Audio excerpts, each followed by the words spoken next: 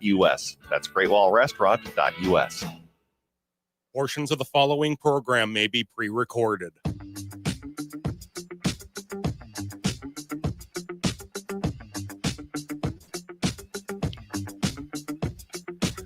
Broadcasting live on AM 950, the progressive voice of Minnesota. In the evenings on WCPT 820, Chicago's Progressive Talk, 1150 AM KKNW in Seattle, in the afternoon drive, as well as also in the evenings. And, of course, BAM, Blue Amp Media, blueamp.co on Substack. That's Blue Amp Media at blueamp.co on Substack. It is the Matt McNeil Show for your Tuesday. Matt Patrick here today. Guest-free this hour, but we will be talking with of course, Patrick Cooligan from the Minnesota Reformer. Well, I won't be. That ain't going to be me. It's going to be Brett. He'll be doing here. He'll be stopping on in here as well. Patrick, how are we today? Doing pretty well. I think I missed the worst of the driving. It was very glazy this morning from what I heard. Like a Krispy Kreme donut out there. No, it was, I was having breakfast with a friend down in Uptown and had to, and when I went in, everything was dry. There was no problem. I came on out. I mean, I was skating for the Nordiques at that point. Dear Lord, it was bad. And they had 169 shut down. It was bad. It's all gone now. It's 37 degrees. I'm no science whiz, but if it's 37, there's no ice out there. It's sunny and 37. It's okay. But man, it was a little rough out there, and they had a lot of accidents in about 1-2 hours. So just be careful out there in the Twin Cities metro. Everyone else, you can just you can breathe a sigh of relief and say, I don't live there in winter. Yes, 952-946-6205. 952-946-6205 is the phone number. We're going to go straight into what is the State of the Union speech tonight, which, I'm not watching it. There's no why. What? Just to hear him ramble? I mean, to see an elderly man who is in serious mental and physical decline be jacked up on Adderall or something like that so he can get through a speech to, and hear what he's going to say that's going to offend so many people. I don't need to hear that. I don't need to hear that. What's going to say, what would he possibly say? 32% of Americans believe Trump has the, only 32% of the Americans, there's only is a pretty big point of that. Only 32% of Americans believe Trump has the right priorities. A new poll from CNN shows. This is why, by the way, that Paramount's trying to buy the Warner Brothers because they want to shut down CNN. Because heaven forbid numbers like this actually get out to the public. The poll conducted by polling firm SSRS showed his approval rating among independents at a new low at 26%. Among the findings, only 32% of Americans believe Trump has the right priorities. His job approval rating with all adults is 36%. 61% said his policies are moving the country in the wrong direction. The outlet noted a steep drop in approval among Latino Americans, a 19-point drop, and Americans under the age of 45, an 18-point drop. Here's what I'm going to say is, it's fine. The reason why those numbers are dropping, part of the reason why, obviously, a major part is his policies are horrible. But they're not spending the money right now to basically convince those group of people to vote against their best interest. That's what's going on. You have to remember how much money the Republicans spent in 2024 to directly tell the Hispanic community. It's like, Trump's not that bad. He's much better than Kamala Harris, which is now a joke. And the same thing to, hey, who wants cheap college, guys? To all the youngins. Who wants student loan for debt forgiveness? Yet you want Donald Trump instead. And you guys got duped. In 2028, when the Republican Party is pouring money into influencers and into media geared towards the Hispanic community, Latino community, well, we'll see if those numbers are there. But the reality is they've created a system where between the controlling of the narrative and the amount of money they use to buy off opinion, they can turn a crap sandwich into a filet mignon any damn day they want to. And that's just who these guys are. And that is who these guys are. Speaking of which, speaking of who these guys are, let's talk a little bit more about what happened with the U.S. Olympic team, men's team. The men's Olympic hockey team has arrived at the White House, according to a pool report. Now, I'm stunned by this. They've got games coming up later this week. And I know most of these guys were supposed to get back to their team so they could start practicing for their regular job. But apparently they made an exception for them to go out there and meet at the White House. And once again, the women's team turned down the invite, mainly because they never were invited until after Donald Trump called the men's team a few days later, invited them and said, I guess I have to. Well, I got the thing. Where did he say here? He's, I guess I'll have to invite them too, or else I'll be impeached. To which the entire men's hockey team laughed and laughed and laughed. They faced questions. The Trump administration has faced questions and backlash by, of course, FBI Director Kash Patel flying a government jet out there so he can go party in the Olympic locker room with the men's team. Singing and drinking beers as he chugs a beer in Italy to Toby Keith's courtesy of the red, white, and blue. Now, once again, and I said this yesterday, it doesn't surprise me that a lot of hockey players are right-wing MAGA guys. Not at all. I mean, they don't want to pay taxes. They don't.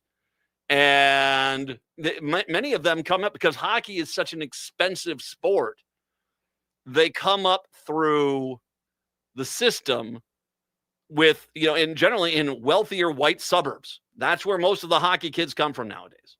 So it doesn't surprise me. It just is. Apparently, there's a lot of people who are a little bit miffed about the whole thing, about laughing at the president mocking Trump, Trump mocking the U.S. women's hockey team.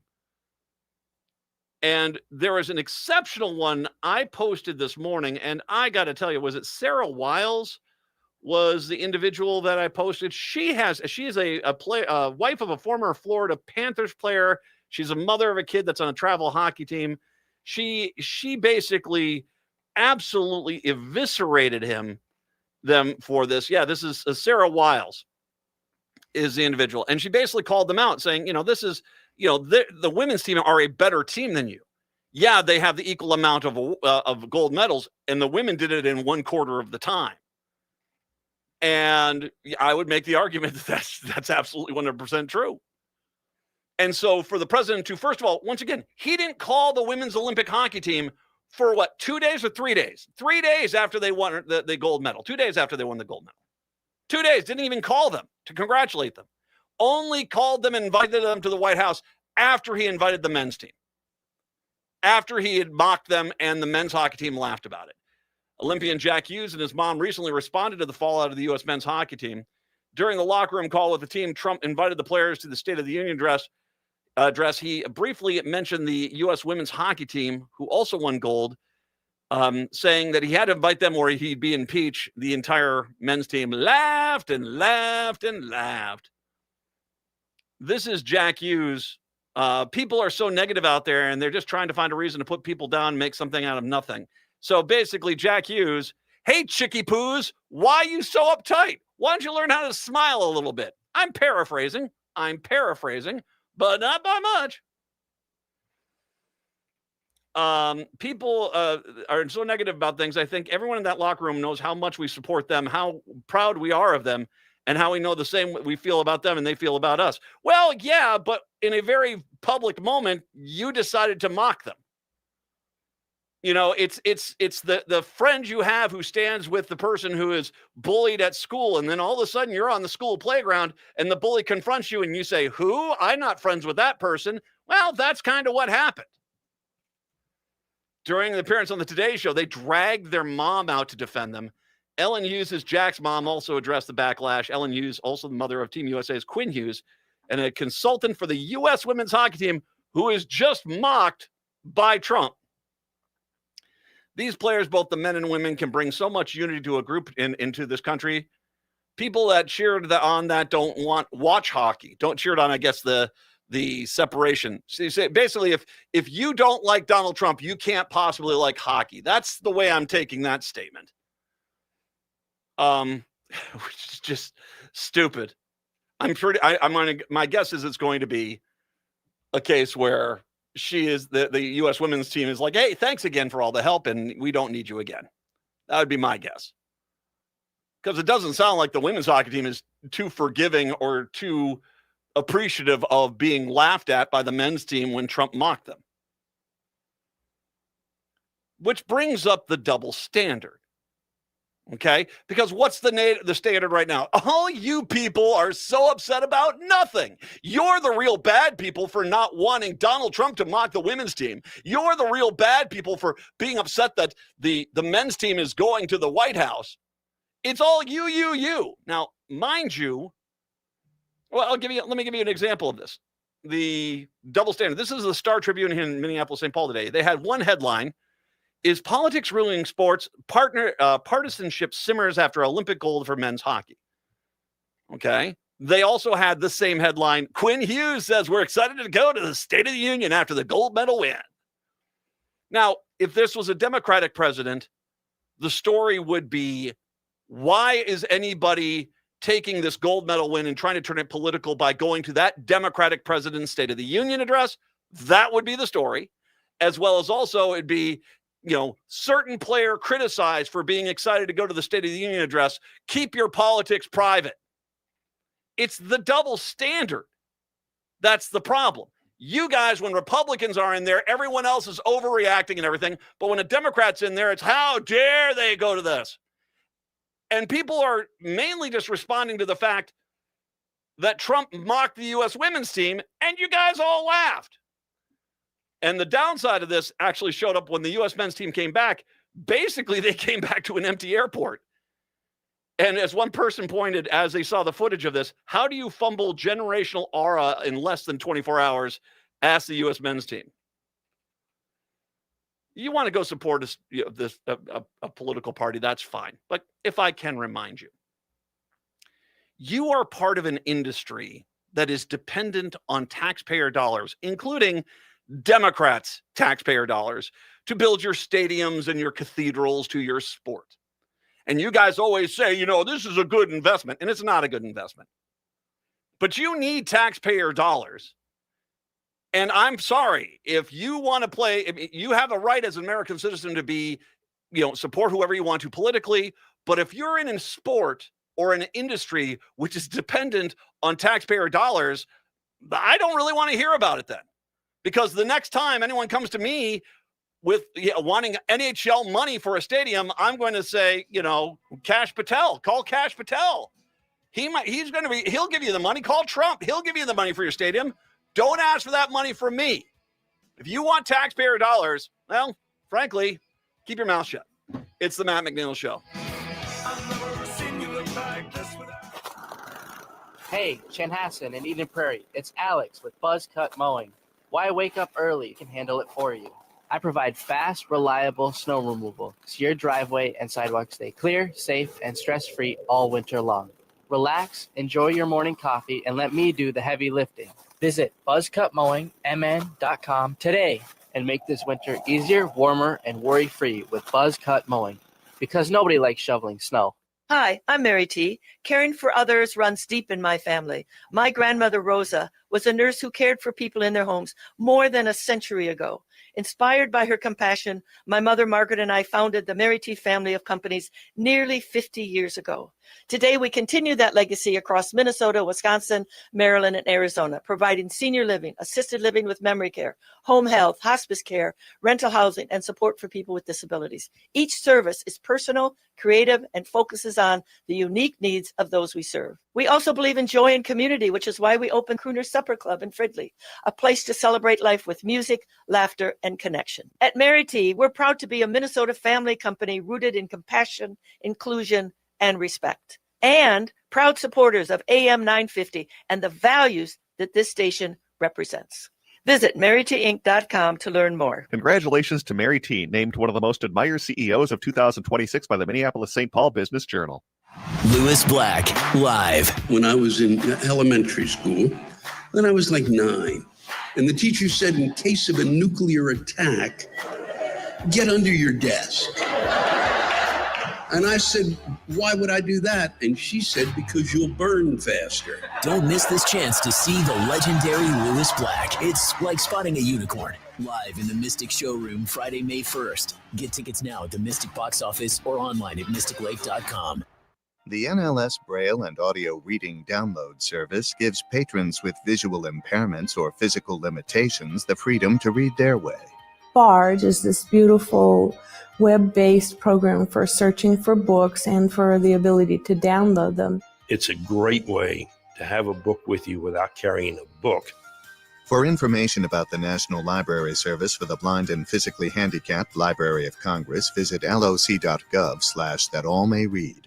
Hey, this is Andy Addo, Executive Director of Twin Cities Pride and your host of Twin Cities Pride Amplified. Our community needs your help.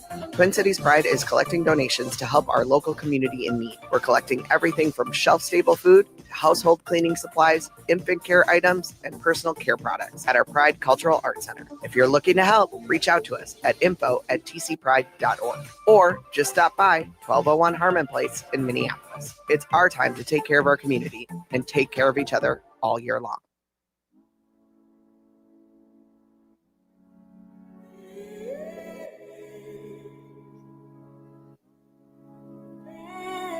It is the Matt McNeil Show.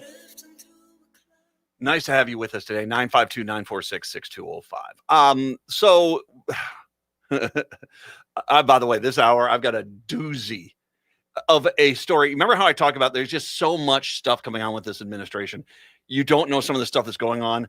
Have I found one that's an absolute freaking doozy for the last segment? You're just not gonna believe what an international embarrassment this administration is. I will get to that later. But I will say this, because of the State of the Union speech, you might have missed the Office of U.S. Attorney for D.C., Janine Pereiro, a.k.a. Give Me That Box Wine, will drop the case against 6 Democratic lawmakers who Trump assailed as seditious after they made a video urging troops to refuse unlawful orders. A source familiar with the situation confirmed to The Guardian's Sam Levine. Now, I will say this. I am a veteran. When I was in the military, we were told if you feel as if an order is illegal, you should not follow it and go to the commander of the individual who gave you that order and discuss your concerns. That was what we were told.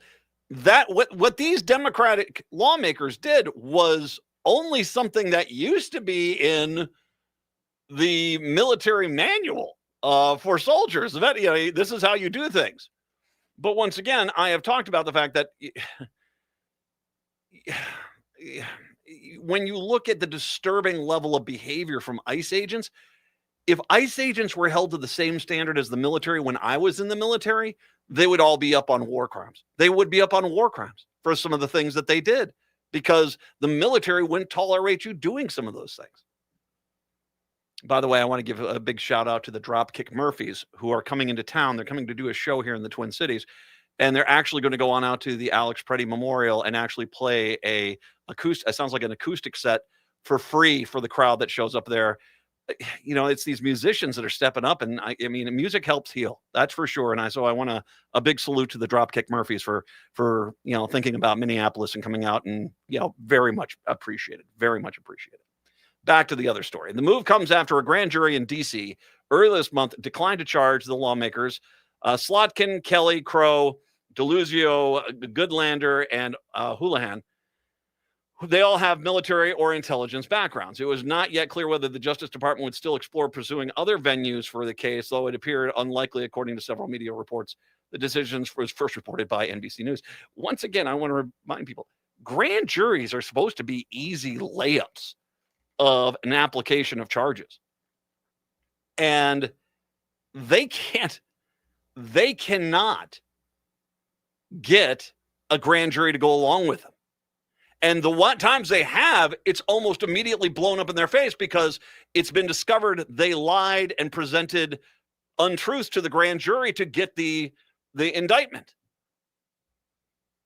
These guys, this is what happens when people who just are addicted to their own narrative that they put out there on social media and right-wing media all of a sudden get to the real world and realize, oh, I've got to prove my case. I can't just take these 6 lawmakers out back behind the building and put a bullet in their head. Oh, I guess I can't do that. I guess I'll have to drop the charges. I shouldn't give these guys ideas. In other areas of the administration, there is a very concerning thing, and it does concern me greatly because even though I am, of course, love to be on the Blue Ant Media Network, and by the way, find me on Substack at Matt McNeil Show and on Blue Sky at Matt McNeil Show, by all means. I am also on terrestrial radio. Of course, AM 950, WCPT 820, and 1150 AM KKNW. And those are controlled by the FCC. Trump's administration is already affecting the First Amendment rights of broadcasters. It could get much worse should the Federal Communications Commission carry on its current course, according to one report. The FCC could be bolstered should the Trump administration grant it powers discussed in an internal memo sent by, seen by the New York Times. Apparently, the memo, if it comes to pass, the FCC would determine which political candidates receive airtime. So basically, it's not about even equal time. Now, for everybody out there who doesn't understand this, the late night TV shows, they have been exempt from this rule, okay?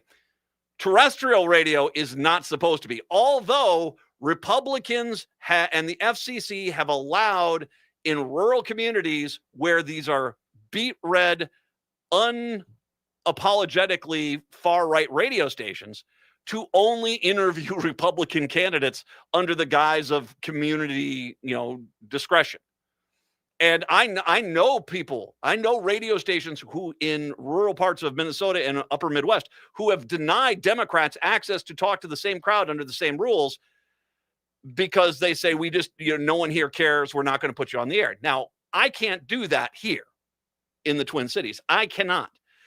But if I interview a candidate for, say, a primary, I don't have to interview any other candidate outside of any candidate in that, say, Democratic primary.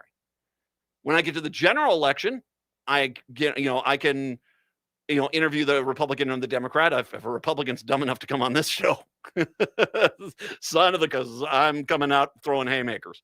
That being said, but that's the rule. If it's a primary race, I have opportunity to everyone in the primary. Last week, I interviewed Peggy Flanagan from the Minnesota DFL, who is running for Senate. I will gladly make time for them. That's just the rule. The same thing goes for the general election. But now they're seeming to change this. The implication is they're going to determine who does and does not get airtime, which, once again, guarantee you it's going to be all rightos. This overstep affected Stephen Colbert last week when James Tallarico, a Democratic candidate for Texas, should be pulled from broadcast.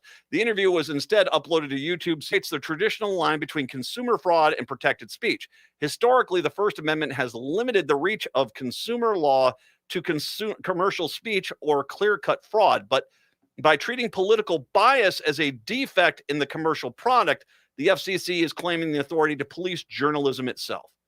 Basically saying, imagine they could come into this radio station in the Twin Cities and say, I can interview the Republican candidates for governor, but I can't interview the Democratic candidate for governor. And that's what the FCC is starting to imply they're going to do. The FCC has long granted exemption for interviews on news programs, allowing broadcasters to make editorial judgments. In the memo issued last month, the FCC warned that broadcasters might violate the rule if they aired interviews motivated by partisan purposes, whatever the hell that means. Well, I think all you guys on the right are a bunch of jerks, so guilty as charged. What does that even mean? In practice, this would allow the FCC to determine which candidate gets airtime, and it's already having a chilling effect. The approach threatens to turn back the clock to the mid-20th century when the government imposed the wide range of rules on broadcasters. Both Democrats and Republican administrations weaponized these rules to suppress critical coverage of their agendas. Under Reagan, the FCC ended the most of those requirements because it recognized it was inhibiting this public discourse it intended to encourage. So basically, he wanted people fighting. He wanted one side presented over the other side, and so they got rid of the rules. That's kind of where we're at right now. So hug your favorite radio broadcaster while you still can. It's the Matt McNeil Show. Come on, you know it's true. Work is almost bearable when the Stephanie Miller Show is on. AM 950 KTNF, St. Louis Park, Minneapolis, St. Paul, the progressive voice of Minnesota. This message is for all of you sitting in the passenger seat. And apologies if it gets a little uncomfortable, but how does it feel to be at the mercy of someone who thinks a random text is more important than your life? Someone who takes their eyes off the road while speeding along in a 3-ton hunk of steel. Freaky, right? Well, why not just ask them to stop? Or better yet, volunteer to text for them. It might be a little awkward, but believe me, you'll live. Learn more at stoptextstoprex.org. Brought to you by the Ad Council and the National Highway Traffic Safety Administration. Hey everyone, it's Ellie Krug, the host of The Legal Trends Woman that airs on Saturdays at 3 o'clock. As some of you know, when I'm not doing radio, I'm writing things. A decade ago, I published my first book, Getting to Ellen, a memoir about love, honesty, and gender change. More recently, my newest book, Being Ellen, A Second Chance at Life, was released. I'm thrilled about that. So much so that I partnered with one of AM 950's friends and advertisers, Big Hill Books in Minneapolis, for an author event where you can come and meet me and hopefully buy a book or two. The author event at Big Hill Books will take place on Sunday, March 1st from 2 to 3 in the afternoon. Big Hill Books is a lovely place with all things literary. Please come. I'd love to personally inscribe a book for you and to chat about what it means to live authentically, true to oneself.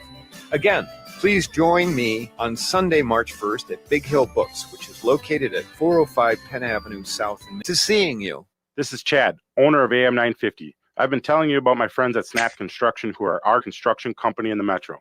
Don't just take my word for it. Take a look at all their reviews online. Winter is the most cost-effective time of the year to complete. Many of Minnesotans choose to have their work completed on their home in the summer when they should be enjoying the weather. As a result, the demand for labor in the summer is much higher. To improve or restore your home is in the winter due to the lower demand. Right now, Snap Construction is offering an additional 30% off of labor to the AM 950 listeners on your next construction project between now and the end of February. Call 612-333-SNAP and mention AM 950 for an additional 30% off. As always, Snap Construction stands by their work with a lifetime craftsmanship warranty. Don't wait to get a free estimate by calling 612-333-SNAP or find them online at snapconstruction.com. Financing options available. With your AM 950 weather, I'm Brett Johnson. Look for partly cloudy skies today with a high near 36, tonight partly cloudy with a low around 9, and Wednesday sunny with a high around 21. Enjoy authentic Chinese favorites at the Great Wall Restaurant. From hot and sour soup to sesame chicken and even their delicious Peking duck, you'll find it at the Great Wall Restaurant. Visit them at 4515 France Avenue to experience their full selection and learn more at greatwallrestaurant.us. That's greatwallrestaurant.us. AM 950 KTN up, St. Louis Park, Minneapolis, St. Paul.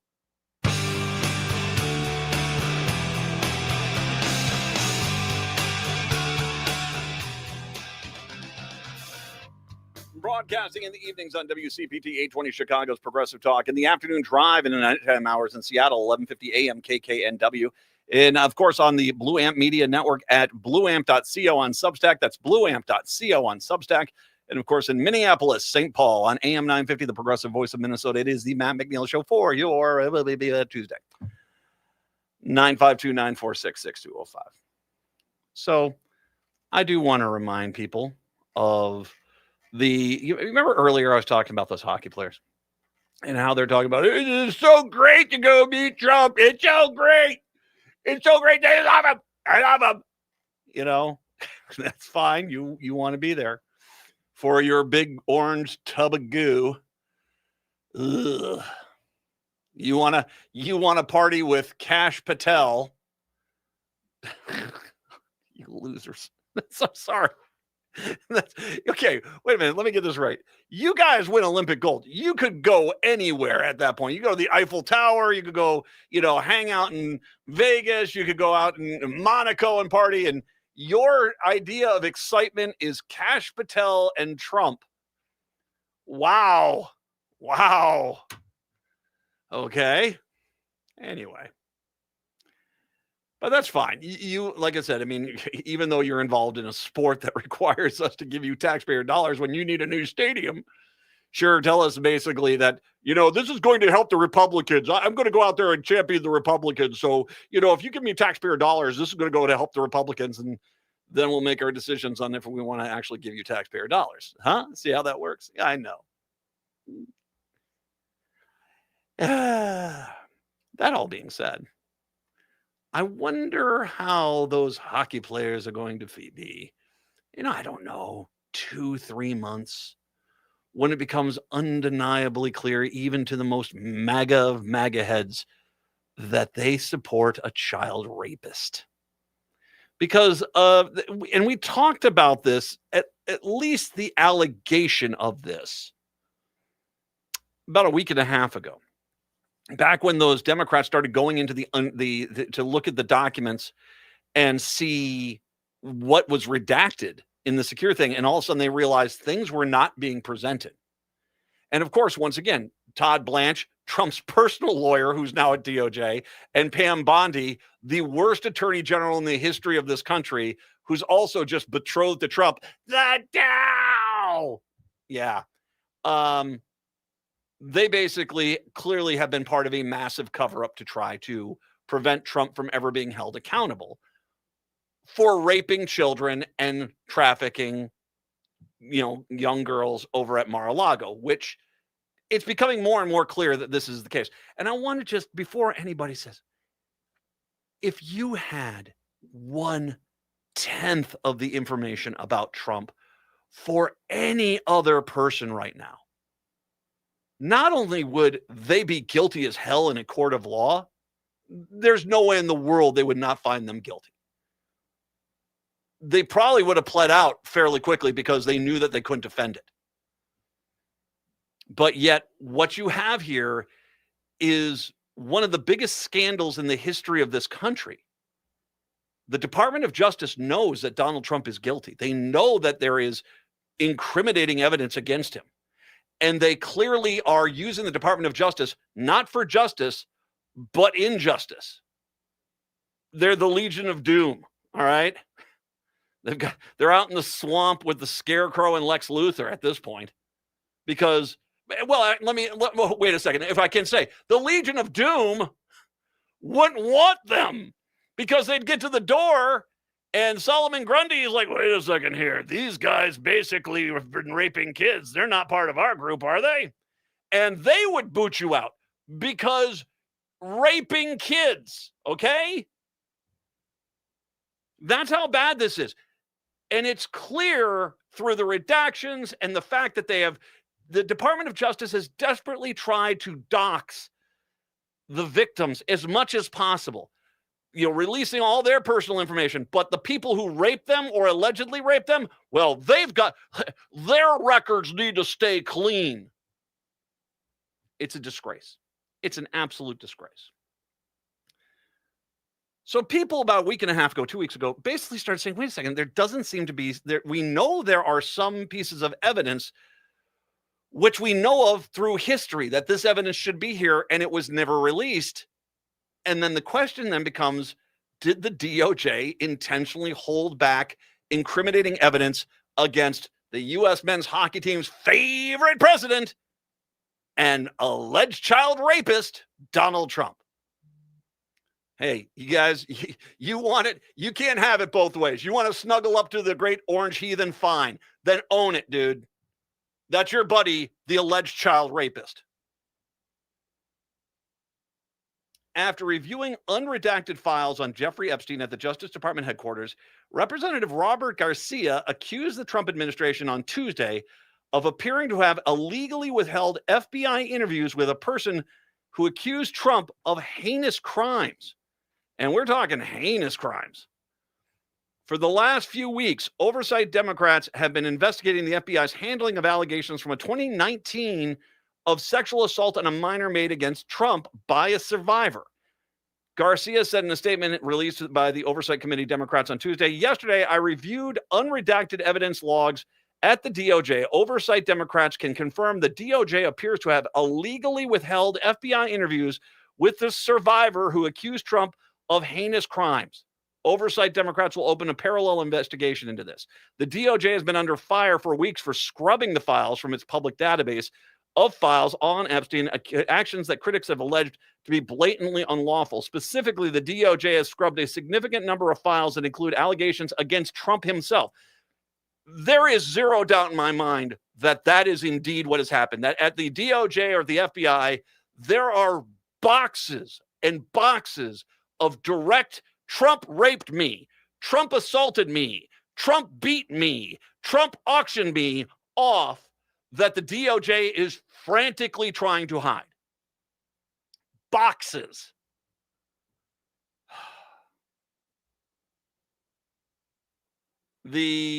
Including this is the evidence the Epstein associate Ghislaine Maxwell may have possessed blackmail of the president, as well as the FBI interview records detailing serious accusations.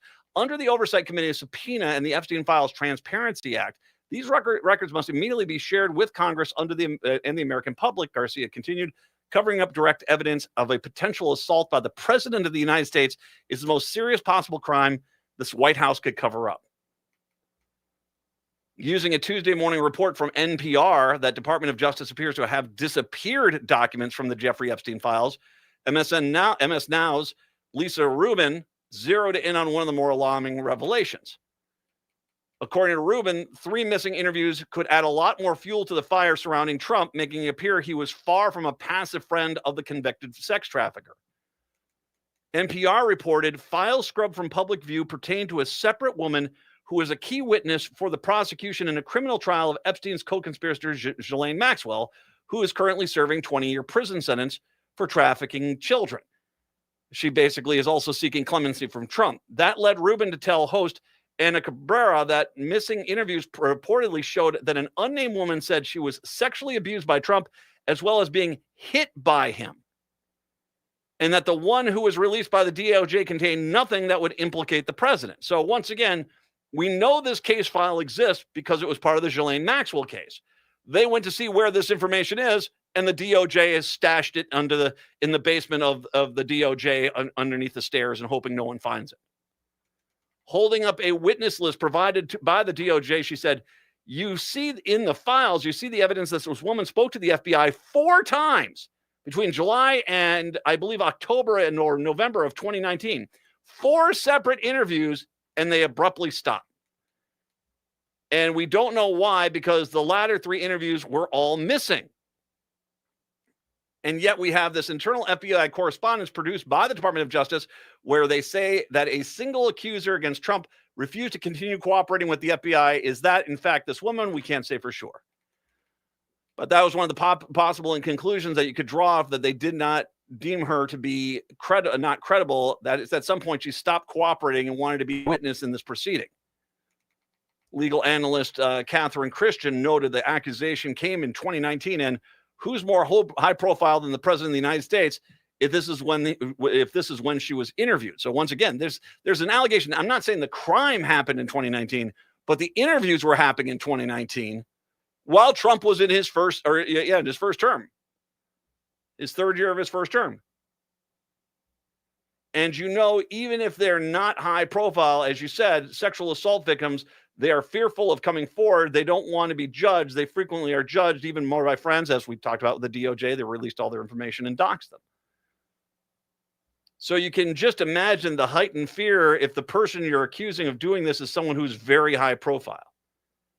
Now, once again, this is a different case than the one of the auction. We talked about this, where Trump basically emceed an auction of underage girls to various clients. There's this allegation he did this with his kids present.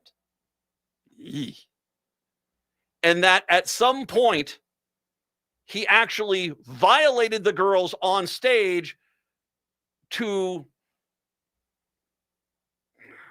rate them. I guess maybe that's the best way to say it, because it's so offensive. It's not even, I don't even want to get down that path. That allegation is out there. And it should be the end of anybody. That allegation is made. What you do is you say, okay, you need to go get that fixed. And if this is wrong, then you can come back, obviously. That's the case. But no one in the Republican Party even wants to touch that. And now you have another case, and this is the case we've talked about, where the girl was apparently forced to give oral sex to Trump, the allegation is, and then when she basically didn't do it right, he smacked her around. Of course, one group of people who are desperately keeping their heads in the ground are the Republican Party. And nobody is better at ignoring sexual assault than Jim Jordan. Seriously, go check out the wrestling team at Ohio State, which he coached. He ignored the abuse going on to them. Oh, he's a pro at enabling abusers. He was confronted on CNN by a news report that shows the Department of Justice removed records from the Jeffrey Epstein related to a woman who accused Trump of sexually abusing her when she was a minor. CNN's Manu Raju hosted Jordan, the chairman of the Joint House Judiciary Committee, to discuss the president's upcoming State of the Union speech. Everyone knows the president didn't do anything wrong, Jordan said, because if he had, you don't think that Merrick Garland's Justice Department and the Biden administration would have brought something up? I mean, everyone knows he didn't do anything wrong here. So this is their new, by the way, defense. Well, if there was all this stuff in there, why didn't the Biden Justice Department bring this forward? Well, one, the Justice Department, through mismanaged by Merrick Garland, was trying to prosecute the January 6th insurrection. And two, this argument of, well, if they would have just brought this forward, I would have believed it from the Biden administration. Yeah, they would have screamed it's made up and it's fake. That's just that. So he's insisting that Donald Trump is innocent. Congressman Garcia said today the DOJ appears to have withheld FBI interviews with a survivor who accused Trump of a serious crime. Are you aware of DOJ withholding? Are you going to ask about it, or do you want to what do you want to do when you see this information? Jordan insisting he'd not been aware of the DOJ. This is the head of the Justice Committee in the House. He's insisting, I have no idea. He's probably been briefed on this already. I am not, Jordan said. I am not aware of this. I am not, but I'm confident the Attorney General and Deputy Attorney General are complying with the law, even though he was just informed they weren't. Some lawmakers have reviewed the unredacted Epstein files held by the DGA, but Jordan said he was not among them. I have not, he said, because this week I was really busy. Once again, I want to prepare everybody for what is going to be the worst part of this whole thing. Every Republican, when it becomes undeniable that Donald Trump was the rapist in chief, them saying, I had no idea. They all knew. Jim Jordan knows. Jim Jordan knows. They're enabling rapists. I'm going to guess that tonight that those hockey players are going to get a big old picture with Donald Trump and a thumbs up, and they're going to put it in their living room. The one question I have for you guys is this. When you do find out he's been raping kids, will you actually take it down? Or will you be even more proud that you were there with him during his time of trial? You guys all disgust me. You guys are all horrible, horrible people. It's the Matt McNeil Show. What if I told you that toxic pesticides from crop seeds and lawns have spread all over Minnesota's lands and water, devastating wildlife and posing risks to our health? Well, it's true. But a coalition of Minnesota farmers, community members, anglers, and more are taking action to protect our state from neurotoxic pesticides. To learn more and get involved, visit cleanerseed.org. That's cleanerseed.org. And tune to Food Freedom Radio. Hi, my name is Katrina, and I'm the Community Program Specialist at the Institute on Community Integration at the University of Minnesota. We have a podcast called Boldly Challenging Ableism. We look at issues being faced by the disabled community, and for each episode, I interview someone about a topic, and we talk about why it matters and how it could change for the better. Season 2 is about to come out. If you haven't heard Season 1, that's okay. Season 2 is better, and it's not in a sequence. Plus, I won't even know. It will be on Sundays at 2 p.m. right here on AM 950. Hi, this is Frank Brown of Minuteman Press Uptown with a question for our listeners. How important are business values to you? When you need high-quality digital print, it matters who you work with. You see, Minuteman Uptown is unique. We're one of the only union print shops in Minnesota, providing our team with living wages and benefits. We believe in second chances for justice-impacted individuals who want to contribute to the community, and we are active in local issues. We've been in the streets standing up for racial, social, and economic justice. At Minuteman Uptown, our mission is to connect all communities through technology-driven print solutions. An example of that mission is when I moved Minuteman Uptown to North Minneapolis. We're invested in this local community, and we help small businesses and local organizations throughout the Twin Cities reach their audiences. Reach out to Minuteman Uptown and partner with a printer that shares your values. Call us today at 612-870-0777 or visit us at mpuptown.com. That's mpuptown.com. AM 950 would like to thank everyone who joined and donated during our winter membership drive. Your support shows that Minnesotans still value an independent progressive radio station that delivers facts, not spin. AM 950 is locally owned, based right here in the Twin Cities, and dedicated to uplifting small businesses and diverse communities. At a time when some voices are being pushed aside, AM 950 refuses to be silenced. Please help keep progressive radio on the air. Visit am950radio.com and donate today. Hearts and beliefs collide in the poignant comedy, The Cake, playing at Theater in the Round. Della is a talented Southern baker whose life changes when she's asked to create a wedding cake for her late best friend's daughter, who's marrying a woman. The production offers a tender and funny look at the complex intersection of faith and family. The Cake runs February 20th through March 15th at Theater in the Round. Tickets and more information at theaterintheround.org.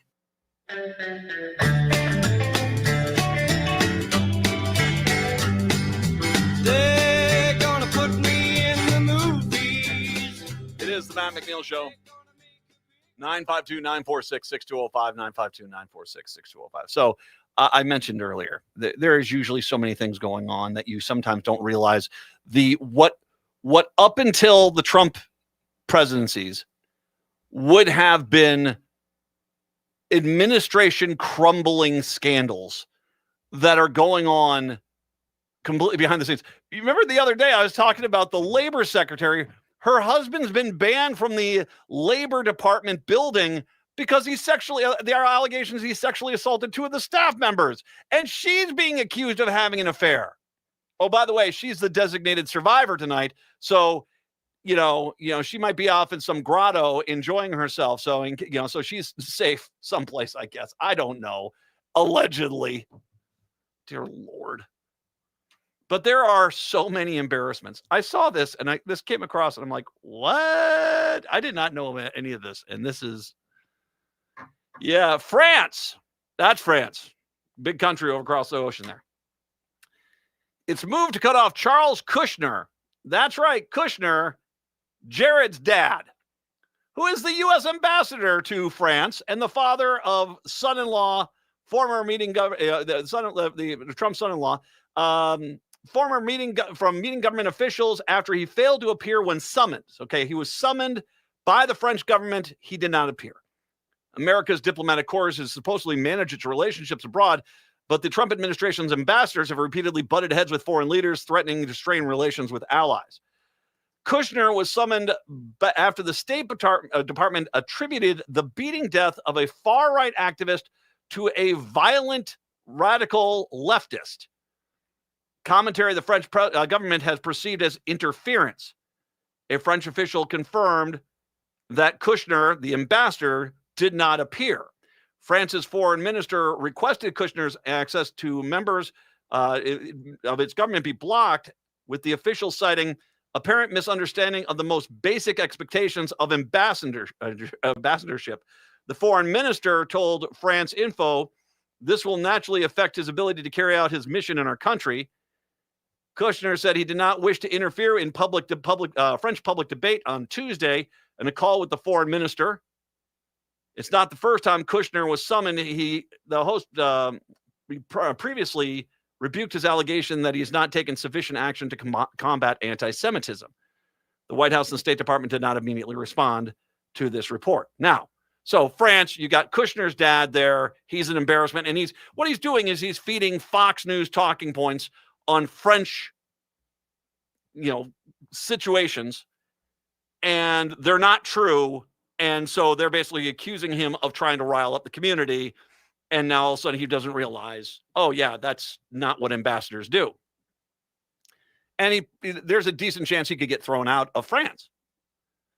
This isn't the only country that's had a problem with him. The U.S. ambassador to Belgium, or not with him, but their other ambassadors. The U.S. ambassador to Belgium, Bill White, was summoned earlier this month after he accused the nation of anti-Semitism on social media. He demanded Belgium drop the ridiculous and anti-Semitic prosecution over an investigation into circumcision practices and called the health ministry very rude. Their foreign minister called any suggestion that Belgium is anti-Semitic false, offensive, and unacceptable, and summoned White, who once again realized, well, I guess this isn't Fox News, this is the real world. Poland. Tom Rose, the U.S. ambassador to Poland, declared early this month that the U.S. would have no further dealings, contacts, or communications with the parliament's lower house speaker, alleging he made unprovoked insults directed at Trump. Well, he's got freedom of speech, right? And so he's upset that basically the speaker of the Polish House basically said something that was offensive in his mind. He did not specify what comments he was criticizing for, but he said the speaker said Trump did not deserve the Nobel Peace Prize. You mean the guy's trying to start war in Iran? Yeah. Spoiler alert. No, he doesn't. And he criticized the president for disregarding Polish veterans. Polish prime minister chastised the hostility. Mr. Ambassador Rose, allies should respect each other, not lecture each other. Rose mocked the response. So the ambassador mocked the response from the prime minister, saying, surely intended this for the House Speaker, whose despicable, disparaging, and insulting comments about Trump were so potentially damaging to your government. Then there's Iceland. Former Representative Billy Long apologized after reportedly joking that Iceland should become the 52nd state. Okay, I don't know if you have math.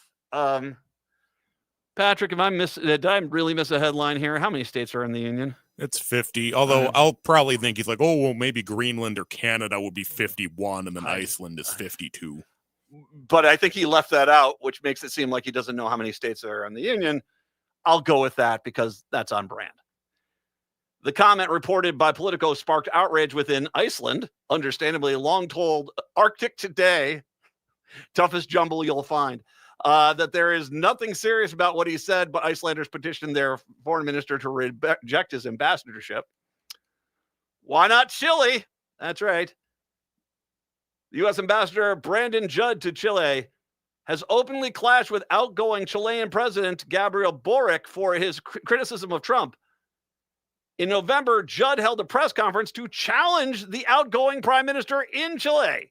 The Chilean foreign ministry responded in protest, calling Judd's comments inappropriate and unfortunate. Boric will soon cede power to far-right Jose Antonio Cast, who the State Department says will advance shared priorities and blah, blah, blah. And of course, then there's Israel, where Mike Huckabee is over there. He recently sparked an uproar that suggested that when he talked to Tucker Carlson, that Israel has the right to the entire Middle East, all of it, including Saudi Arabia, the entire Middle East. It would be fine if they took it all, Huckabee said in a land referenced in the Bible. He noted Israel isn't actively seeking to take over the Middle East, though. That was his defense. Needless to say, Huckabee, well, rhymes with Huck.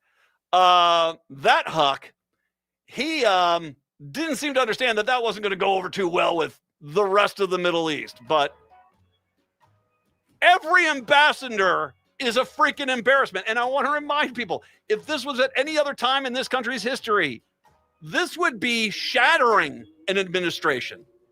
One of these things would be. But the national news media is like, oh, you Donald. They don't care. They just don't care. Chicago, Seattle. Talk to you tomorrow. Minneapolis, St. Paul, and bam, hour 2 up next. This is Chad, owner of AM 950. I've been telling you about my friends at Snap Construction, who are arguably the most well-reviewed exterior construction company in the metro. Don't just take my word for it. Take a look at all their reviews online. Winter is the most cost-effective time of the year to complete your construction project. A majority of Minnesotans choose to have their work completed on their home in the summer when they should be enjoying the weather. As a result, the demand for labor in the summer is much higher. The most cost-effective way to improve or restore your home is in the winter due to the lower demand. Right now, Snap Construction is offering an additional 30% off of labor to the AM 950 listeners on your next construction project between now and the end of February. Call 612-333-SNAP and mention AM 950 for an additional 30% off. As always, Snap Construction stands by their work with a lifetime craftsmanship warranty. Don't wait to get a free estimate by calling 612-333-SNAP or find them online at snapconstruction.com. Financing options available. It's Brad Friedman, your friendly investigative blogger, journalist, and host of the Bradcast on AM 950, KTNF, St. Louis Park, Minneapolis, St. Paul, the progressive voice of Minnesota. AP News, I'm Ben Thomas. President Trump will deliver the first State of the Union of his second term to a joint session of Congress tonight. Saka Magani has a preview. 6 weeks after being sworn in a year ago, the president addressed lawmakers for what wasn't technically a State of the Union for a record 100 minutes. This time, it's going to be a long speech because we have so much to talk about. He's trying to pitch voters on keeping GOP majorities in November's midterm elections, focused on the economy. But polling shows many Americans are not happy with his handling of the economy, with prices still high. Top House Democrat Hakeem Jeffries says the president can come to the Capitol and spin the State of the Union however he wants. It's a disaster. Some Democrats plan to skip the speech. Jeffries says he will be in the House chamber, which he says is our house, not the president's. You don't let anyone ever run you off of your block. Sagar Meghani, Washington. The latest gauge of consumer confidence shows improvement, the Conference Board's index rising to 91.2. Defense Secretary Pete Hegseth pressuring the company Anthropic. Ed Donahue has details. A source tells the AP Hegseth gave Anthropic CEO a Friday deadline to open its AI tech for unrestricted military use or risk losing its government contract. The company makes the chatbot Claude and remains the last of its peers to not supply its technology to a new U.S. military internal network. I'm Ed Donahue. FedEx has joined other U.S. companies suing the government for a full refund of tariffs it's paid. This after the Supreme Court ruled them illegal. Warner Brothers Discovery is reviewing a new takeover offer from Paramount. However, its board's still recommending the company's deal with Netflix. On Wall Street, stocks rebounded. The S&P and the Dow each climbed about 0.8%. The Nasdaq gained about 1%. This is AP News. Did you know about 1 in 3 people with plaque psoriasis may also develop psoriatic arthritis, which causes joint pain, stiffness, and swelling? Does this sound like you? Listen to what it sounds like to be a million miles away. Tremfya guselkumab, taken by injection, is a prescription medicine for adults with moderate to severe plaque psoriasis who may benefit from taking injections or pills or phototherapy, and for adults with active psoriatic arthritis. Serious allergic reactions and increased risk of infections and liver problems may occur. Before treatment, your doctor should check you for infections and tuberculosis. Tell your doctor if you have an infection, flu-like symptoms, or if you need a vaccine. Imagine being a million miles away. Explore what's possible. Ask your doctor about Tremfya. Visit Tremfya.com or call 1-800-526-77.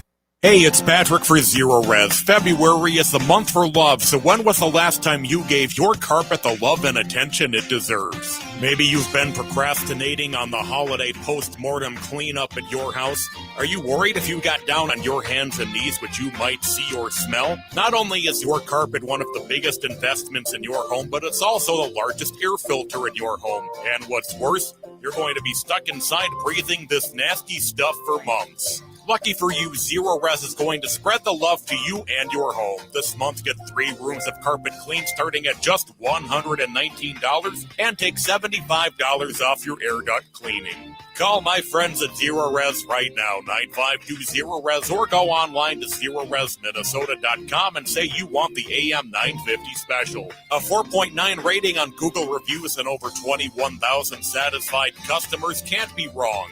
Backward or forward spells the same. Zero Res. Oh, this is Robert Pilot.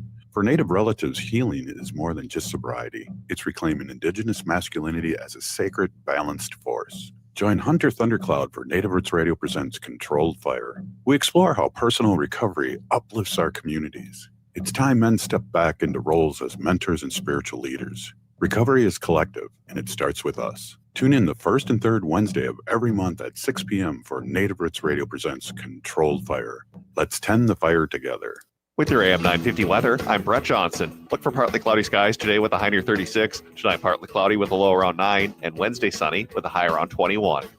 Enjoy authentic Chinese favorites at the Great Wall Restaurant. From hot and sour soup to sesame chicken and even their delicious Peking duck, you'll find it at the Great Wall Restaurant. Visit them at 4515 France Avenue to experience their full selection and learn more at greatwallrestaurant.us. That's greatwallrestaurant.us. Portions of the following program may be pre-recorded. Hour number 2 of the show here this morning, or this afternoon. Matt and Patrick and Brett is in the studio with us here today. Hello, Brett. How are you? Hey, all right. How about you? All right. Usually we have you on camera, but all of a sudden, oh, there we are. Now you gotcha. There you are. The camera is working again. Nicely done. Yeah, that's why I don't do the tech stuff. You guys do the tech stuff. It's really complicated to turn something off and then turn it back on. It was solved so many problems. On and off, you say. There's a switch, you say. Like I said, I'll go with the Captain America line from the first Avengers. It appears to run on some form of electricity. So that's all I can. You've gotten my technological expertise. Patrick brought up at the beginning of the last hour the mess that was out for about an hour. I mean, that's all it really was. It was an hour, but this city was freaking just crippled because of just a real glazing of ice. It was bad. Ugh. You didn't get any accidents, did you? I didn't on my way in. I got here about 9 o'clock and everything was just fine, but we had a show recording coming in at 10 o'clock and he was saying, well, I almost got into an accident on the way. Everything was a parking lot. So it's crazy how quickly that ice and rain picked up in a very short amount of time and really shut things down. Patrick, you didn't bumper car it out of the way there, did you? Fortunately, not this time. Well, that's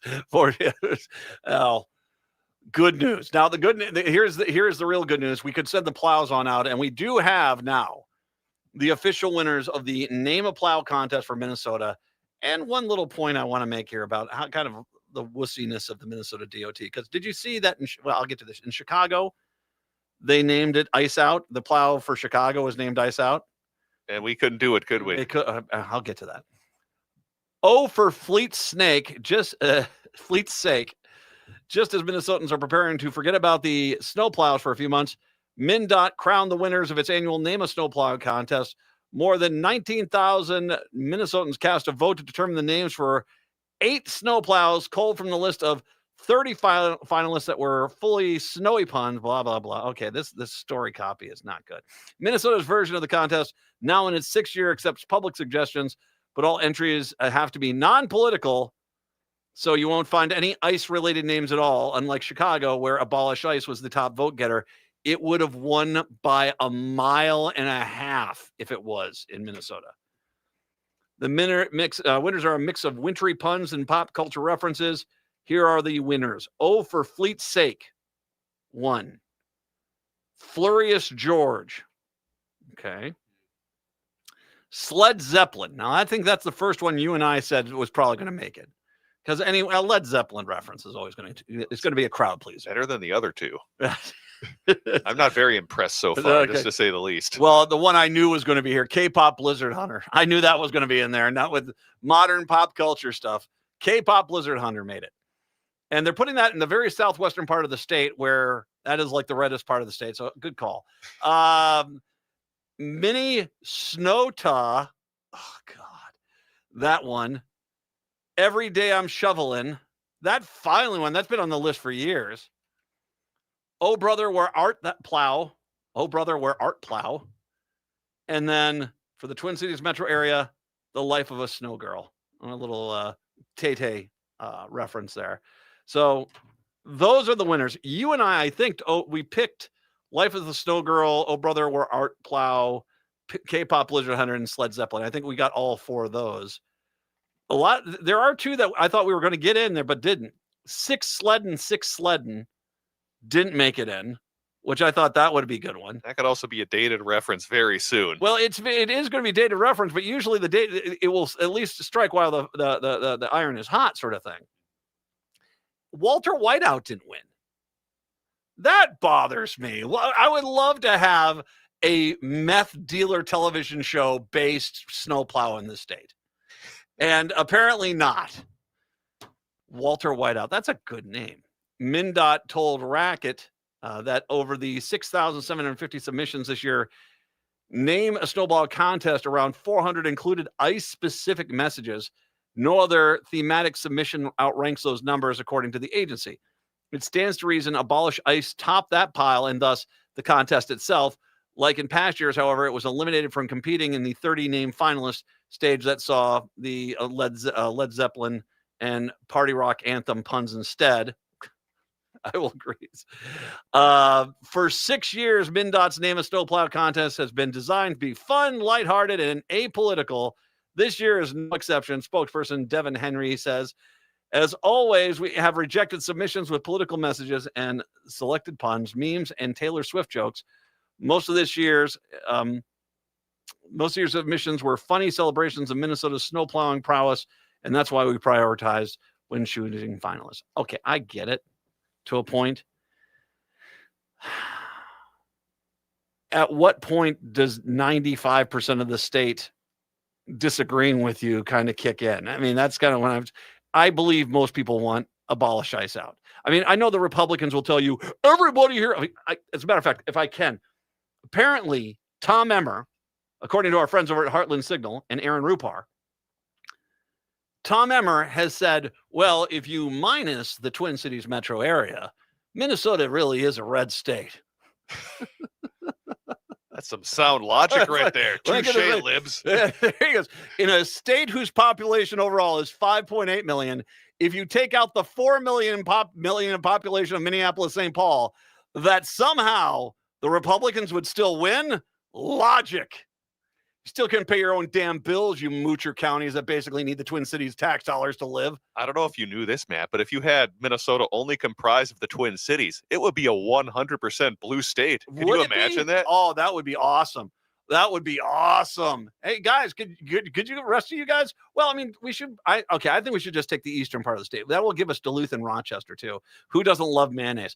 So, we get all three of them, the little corridor here. Hey, sorry, Fargo suburbs, you're on your own.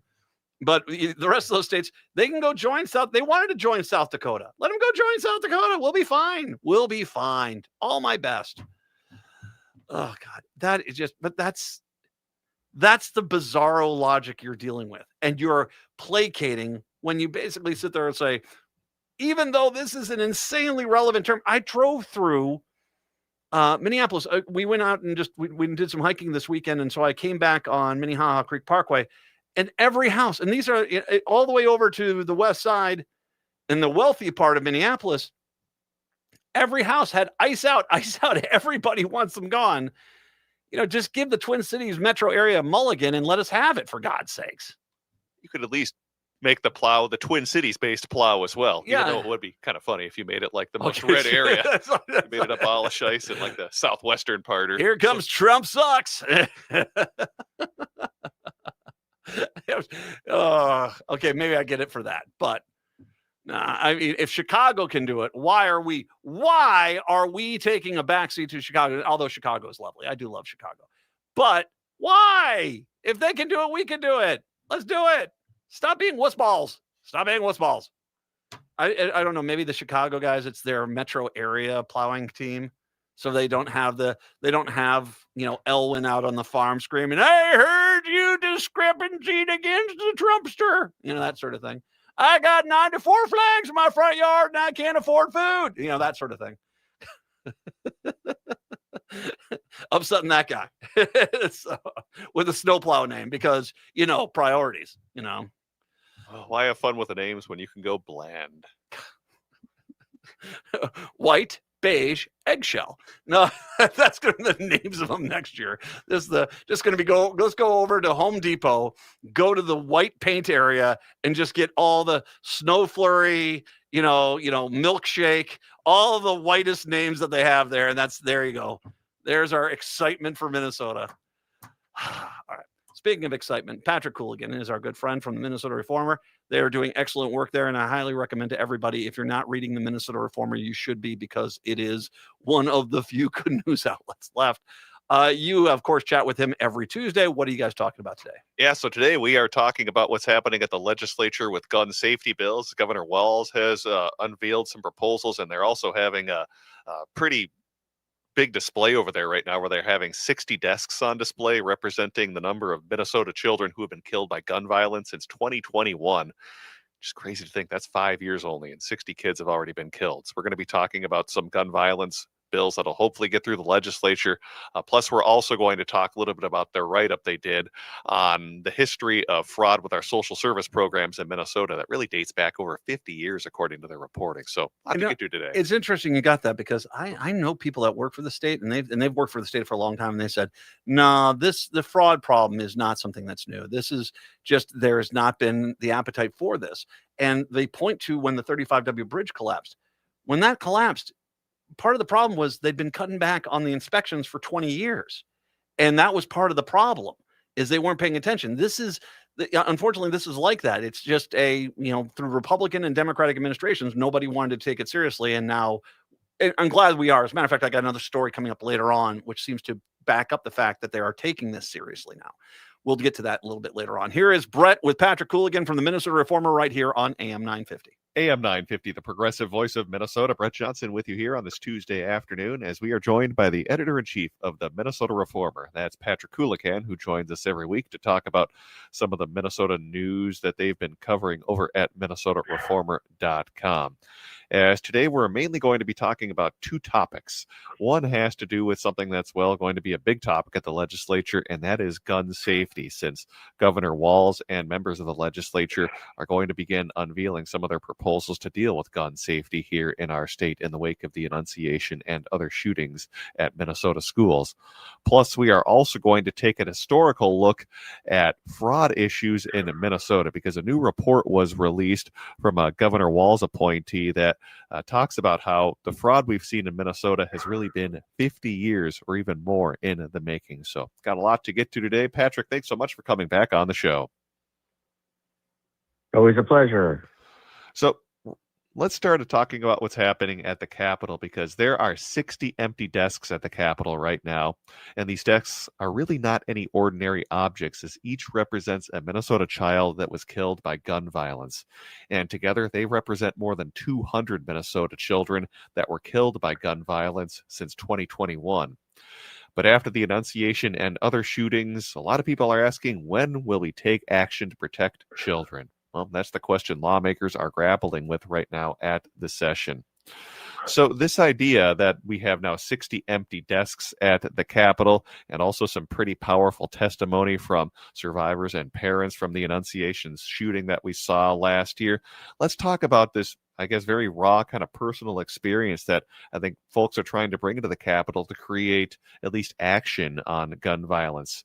Let's talk about if that could be effective in terms of trying to get some actual gun measures passed in Minnesota, and kind of the overall symbolism of having those 60 empty desks, and then, of course, some pretty raw testimony as well. Yeah, certainly a powerful use of imagery. And we have a new group of Annunciation community members and parents who are trying to get some action on this issue. I'm afraid that the current makeup of the Minnesota legislature is going to make it very difficult to get anything done. The Minnesota House is split evenly between Republicans and Democrats, and I think Democrats are going to have a hard time getting any Republicans on board. And then in the Senate, the Democrats have a narrow majority, 34-33, but there's a couple of Democrats who I think are going to be wary of new gun control measures. They represent some greater Minnesota districts, Moorhead and Hermantown, and have not been really eager to support gun control measures in the past. So I think it's going to be tough, but I think what the advocates of tougher gun control need to remember is that the gun rights movement, really, as we know it today, began in the 1970s, and it took them a long, long time, if you want to account to the Heller decision in 2009, or to Bruin more recently,